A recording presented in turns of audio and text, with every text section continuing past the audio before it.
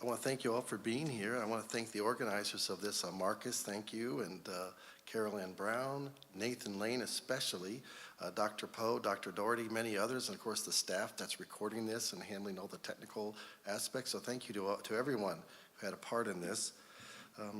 Yeah, as she just mentioned, the question that we're going to discuss today is, was Machiavelli a teacher of evil? But before I get into Machiavelli exactly, I want to express my gratitude to other people that have influenced my thoughts on Machiavelli. I went to a graduate school where there was some political students who loved Leo Strauss, and I don't know if you're familiar with Leo Strauss, but I as kind of looked at them as a cult. You know, they were walking around in a little elite club talking about the real meaning of the text and that most average people couldn't grasp, you know, and so on. And so, but one of the great things about Leo Strauss is he does get you to really focus on the text itself as opposed to looking at the history and the culture and the context. He really focuses on the wording of the text. So one of the books that influenced me was Leo Strauss's Thoughts on Machiavelli. I mentioned being in grad school. One of my professors there was Leo Paul de Alvarez, and he's got a great translation of The Prince. It's very literal, very precise. And he also wrote a commentary on The Prince, which came out about 10 years ago after I had graduated. But in this, he sees a double level or two-level meaning to The Prince, and it's kind of a spiritual warfare on the deeper level, where writers have to kind of battle over the souls of humans and so forth. So it's very interesting interpretation.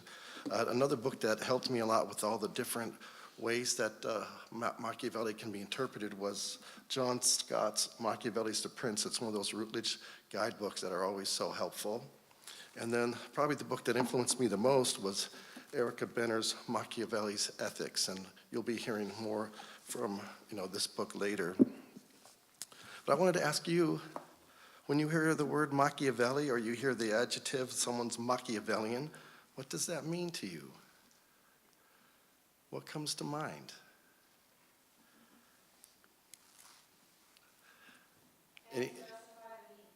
Oh, thank you. Yeah, the ends justify the means. Thank you. All right.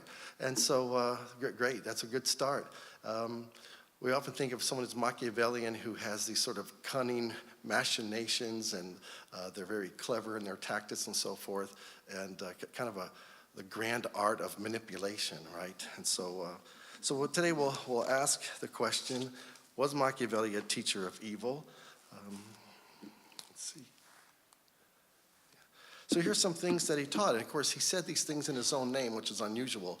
There's been times in philosophy where authors have expressed their ideas in a dialogue, right? And it's like, I'm not saying this, I'm just showing you a conversation between two people, right? And they can say some dangerous things that way. Machiavelli says these things in his own name. He says, princes ought to exterminate the families of rulers whose territory they wish to possess securely. They ought to murder their opponents, right, rather than confiscate their property, since those who are dead cannot think of revenge.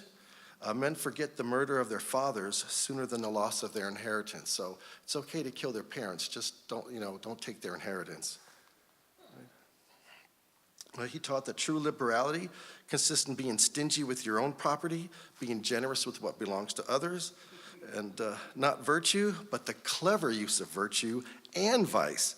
That's what leads to happiness. Yes, and then injuries ought all to be done together so they hurt less. I think there's so much truth in what he says here. It's a little bit disturbing, right? That, when it comes to giving out benefits, do it a little bit at a time. People forget, that you've done something good for them. And you're doing something that's hurtful, do it all at once, right? Okay. But if we think about these sayings, right, they're really the sayings of a gangster or somebody who would be in the mafia, and makes us wonder, is that really his innovative teaching? Is that really what we have to learn from him? Machiavelli is the only philosopher who, again, lent his own name to these things. He says in his own name these shocking things that ancient authors had, again, said only through the mouths of other characters. So we could say he alone dared to utter these evil doctrines, right? Are there any non-evil options for interpreting Machiavelli? Well, some say, well, he was just a scientist of society, right? That he's not making any normative judgments. He's just observing in the history of politics. Let's take away a moral lens. Let's look at it for what actually happened. What were the causes that were actually effective, and so on. Of course, science is not value-laden, right? One other option was that he was a passionate patriot, that he was writing these things in order to serve the liberation of Italy and to preserve the Republic of Italy. He lived in very corrupt times, very politically complicated times in Italy. So you could then say maybe he was both. Maybe he was a social scientist as well as a patriot. But these attempts all fail, and I'll tell you why. I think they do him more injustice even than calling him a teacher of evil. He didn't become famous because he was a patriot. The substance of his thought is not Florentine or even Italian, it's universal. Furthermore, for Machiavelli, patriotism boils down to collective selfishness. Strong devotion to your own country tends to blur the distinction between right and wrong, and patriotism can be more seductive than individual selfishness because it's more expansive. It's a kind of a more expansive love of one's own, but it's still a matter of bias and prejudice. So to say that Machiavelli is excused for teaching evil because he taught evil for the sake of patriotism is to grant patriotism an ennobling power it doesn't possess. Additionally, to speak of Machiavelli as a scientist is similarly misleading. The scientific study of human society should make value judgments, but he makes value judgments left and right in The Prince. And even if we grant that he was a patriot or even a scientist, that doesn't force us to say that he's not a teacher of evil. So we're still faced with that same question, right? Let's see. Oops. Is Machiavelli a teacher of evil? And do we fail to see that he is, shocking because we've been so influenced by him? Right? So was The Prince, we're talking about one of his two major books on politics. He wrote, The Prince was one, and he's talking about principates, and then he wrote something, Discourses on the 10 Books of Livy, which is where he discusses republics. Okay, but in The Prince, he offers this to one of the Medicis, and it's kind of a gift. He's hoping to gain influence once again. He's been a victim of a lot of political upheavals, right? He's even been imprisoned and tortured and so on. So he's trying to regain his reputation and by giving this work, The Prince, to the Medicis. And so some people see it as kind of a cynical job application, is the purpose of the book to attempt maybe a stepping stone? If Italy's corrupt, if people are morally decadent, maybe we can't shoot for a republic. But maybe what we need is an autocratic ruler to bring order to Italy as a kind of a John the Baptist stage before the Savior comes, right, before the republic can be established. There's a humorous book. It's called Machiavellian Guide to Womanizing, and basically it takes Machiavelli's teachings in The Prince and applies them to basically seducing women and trying to gain sexual conquest and so forth. And it's kind of a familiar idea, right? You can tell a woman that you love her, tell her all these things that you want to hear, but you have your own purposes in mind. Of course, women can be just as Machiavellian as men, but if you know that somebody is trying to manipulate you, your guard will be up. So if someone writes a Machiavellian guide to womanizing, right, it's not just a guide to how to womanize, it also would serve as protection, right, that it would let women know there's people out there, right, thinking this way. So one way to think about Machiavelli's The Prince is that he's exposing a kind of political thinking that people need to be aware of. When somebody says, oh, this is urgent, this is necessary, there's no more time to discuss this, we have to act now, and they try to push a policy through without further evaluation, he wants you to be aware of those types of things. Machiavelli is known for the idea of statecraft independent of Christian morality. And I think this is a big question for those of us that call ourselves Christians, and that is the morality, right, that Jesus teaches works very well for individuals. It becomes more of a challenge to say these same moral values and moral principles work in politics. Now, early critics claimed that Machiavelli was defending the evil methods of tyrants. In following centuries, some readers have been more sympathetic. They see him as just sort of setting out the foundations that are necessary for stable government. And to some, Machiavelli was a realist. And there are some early readers who argued that his main purpose was to offer advice to preserve popular freedom in republics. And I don't think there's going to be an end to the different ways to interpret Machiavelli. I think it's one of the reasons why I love reading his works. Now, I favor Erica Benner's approach to Machiavelli. She sees him as very much working in a tradition of humanism. You know, the idea of reviving ancient authors, finding the truth in ancient authors, and bringing that back into discussion and discourse. But instead of seeing Machiavelli as a late humanist whose ideas represent a weakening of the Renaissance enthusiasm for ancient writings, she sees him as a critical humanist. And you might think of a critical humanist then as somebody who says, I like humanism, but there's a need for some critical work. There's some need, it's almost like, some people grow things and every once in a while you have to prune them, right? And so his role is to say some of this humanism has gotten out of hand and it's gotten excessive. So he says some of these humanists have become self-serving when they use ancient models. Now there's a widespread misconception that Machiavelli's Prince teaches a form of consequentialism. And remember at the very beginning when I said, what do you associate with Machiavellianism? And the first thing, right, the end justifies the means. That is consequentialism. The phrase the end justifies the means is used often to describe his teaching.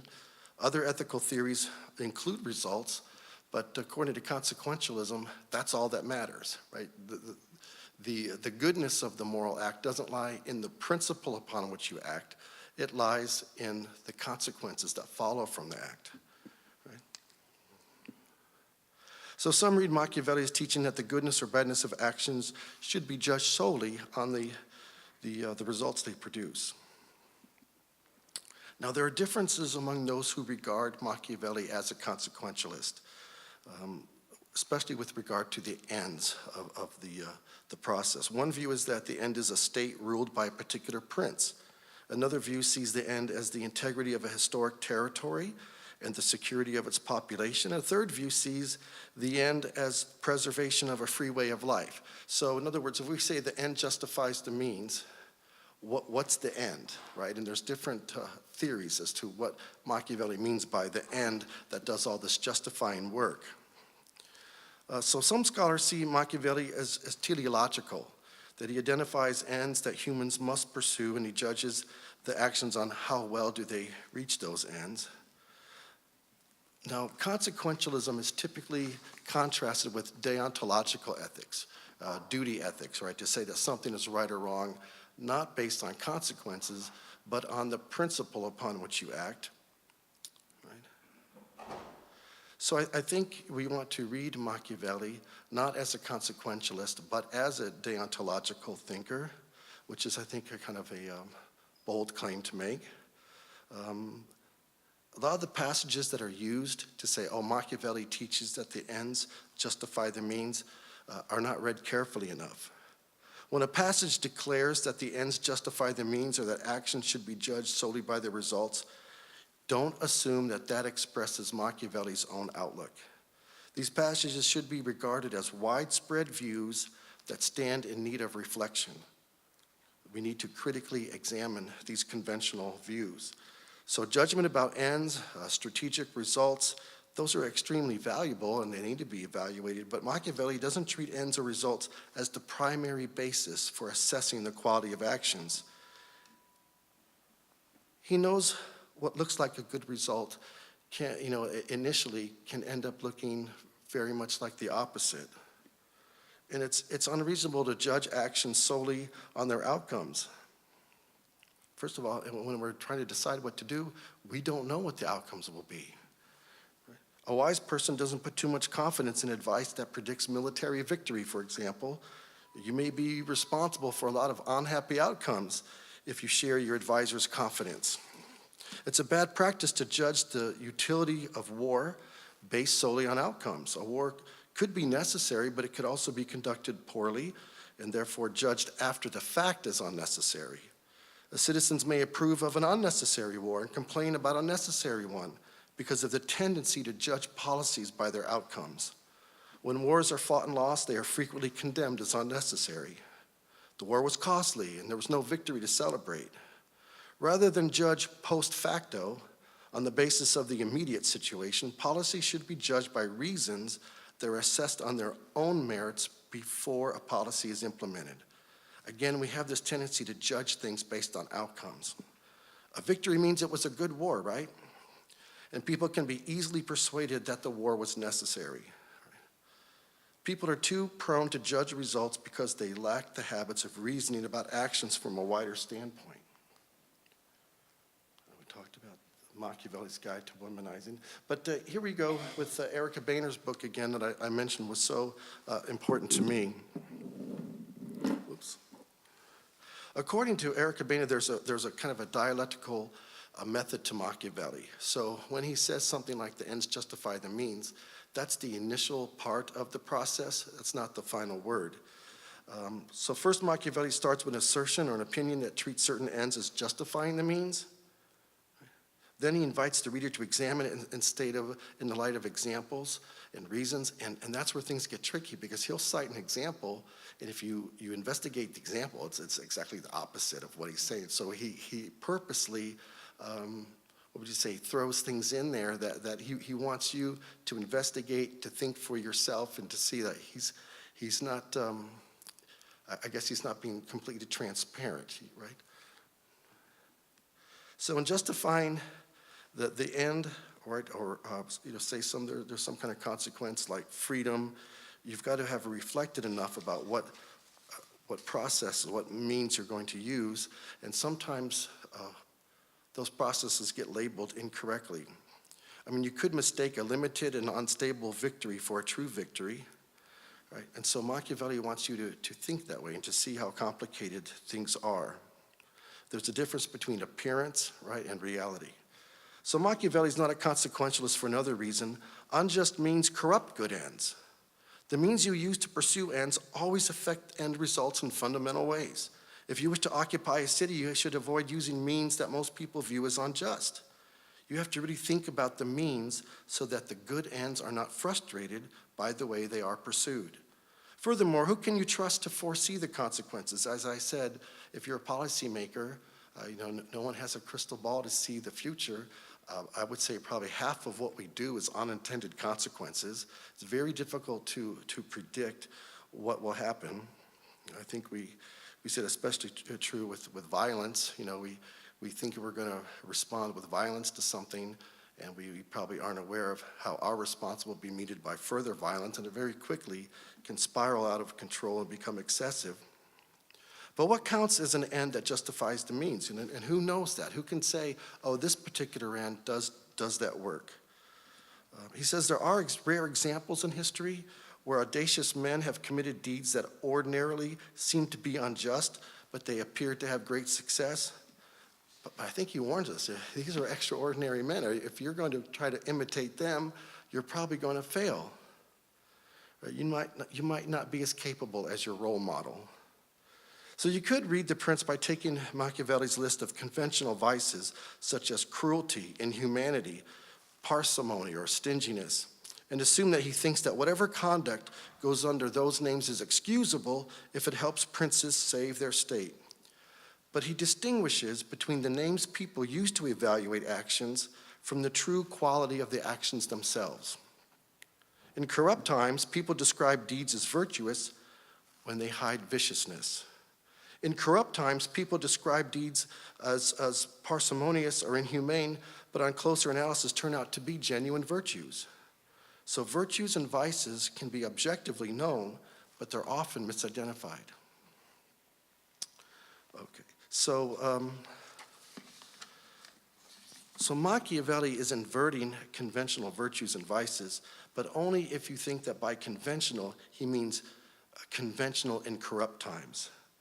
So to draw this to a conclusion, I'm saying that what Machiavelli is doing is kind of what Plato was doing. Let's see.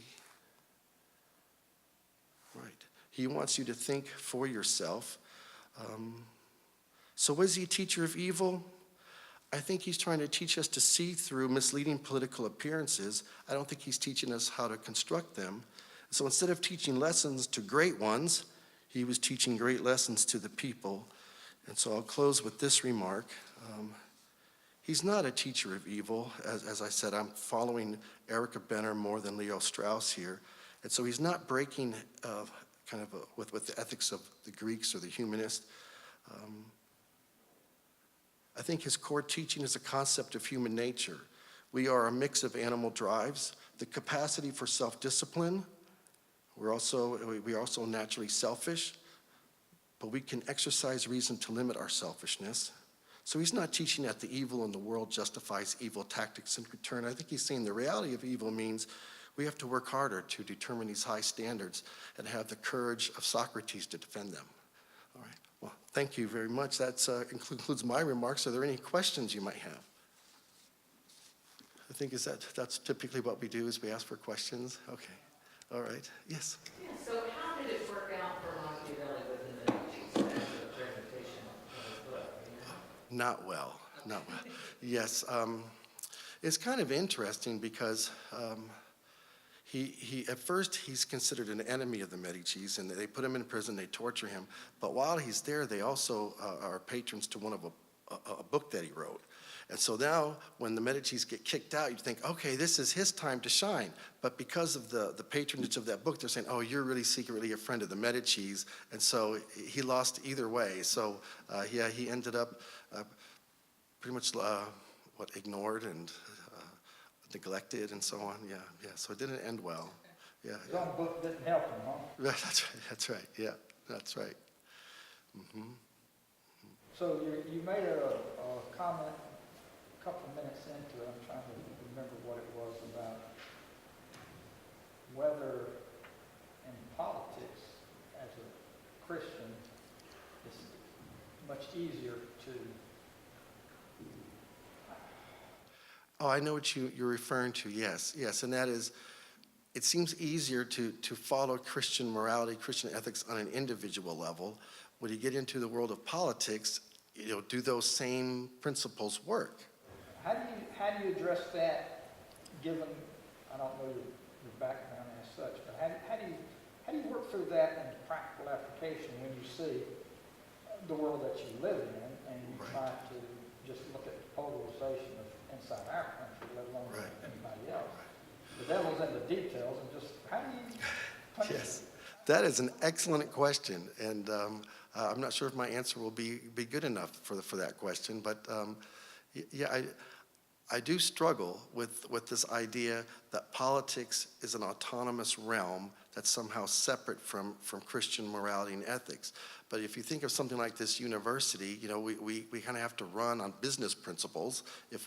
If someone asked for a scholarship, we said, we'll give you 2, that we wouldn't last very long, right? And so what Machiavelli said, when it comes to politics, Christian morality is going to weaken you. If you make a treaty with someone and you're going to say, no, I'm going to do the right thing, I'm going to keep my promise, so that you're kind of a sap. You're setting yourself up for disappointment. And so you need to serve the interests of your people and so forth. So I think that's a really excellent question.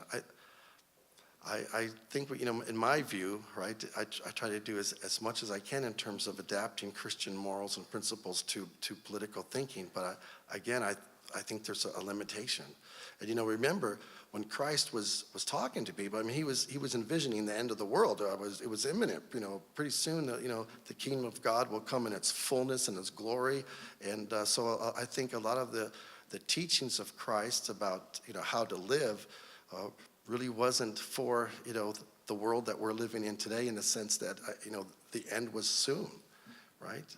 So, so in other words, I think we have to somehow read that with a kind of a grain of salt in terms of historical perspective. We're still here.